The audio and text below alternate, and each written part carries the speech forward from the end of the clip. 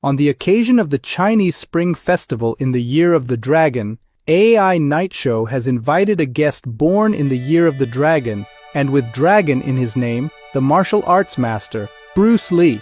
Let's welcome this superstar. Happy Spring Festival, Mr. Bruce Lee. Happy Spring Festival, brother. However, I don't really like the title superstar. The term superstar is an illusion. I consider myself just an actor. If people called me a super actor, I might be more willing to accept that. All right, but you indeed have profound achievements in martial arts and even pioneered the genre of kung fu movies. As the first Chinese person to bring Chinese kung fu to the world, how do you view Chinese martial arts compared to other martial arts? I believe that true martial arts should not be divided into schools. There's no such thing as Chinese-style fighting, Japanese-style fighting, or various other styles, unless humans had 3 arms and 4 legs. Such distinctions would only exist if our physical form was different, but we all have 2 arms and 2 legs.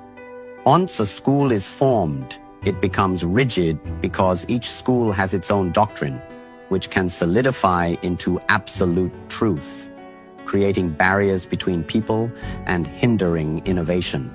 Martial arts should be a continuous process of learning. I wish politicians could reach your level of understanding. However, your Jeet Kune Do, that should be considered a school, right? Not quite accurate. Jeet Kune Do is not a collection of specific techniques, but a way of intercepting the opponent's techniques, a martial arts strategy and methodology. Which way? Using no way as way, having no limitation as limitation. When you learn martial arts, you learn how to punch, how to use the power of your waist and legs together.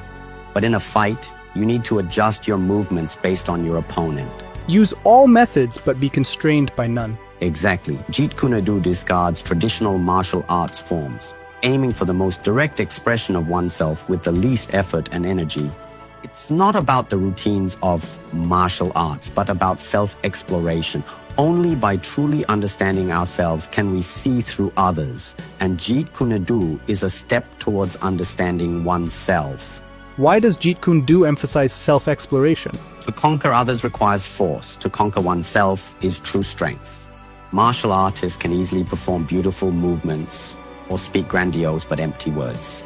It's easy to deceive others and oneself, but honestly, expressing oneself is not easy. That's why continuous training and conditioning reflexes to act instinctively are necessary. No wonder people call you a martial arts philosopher. Every word of yours is imbued with philosophical wisdom. I used to be a very combative person. Whenever I saw someone I didn't like, I immediately thought about fighting them. Later, when I studied philosophy at the University of Washington, I often asked myself, what does victory mean? Why do people value victory so much? What is honor? What kind of victory is honorable? Why does every Chinese martial art have its fixed routines and styles? Do these routines and styles truly reflect the original intentions of their founders? So what conclusion did you come to after your contemplation? Form hinders progress. The mindset of separation hinders the continuous improvement of martial arts.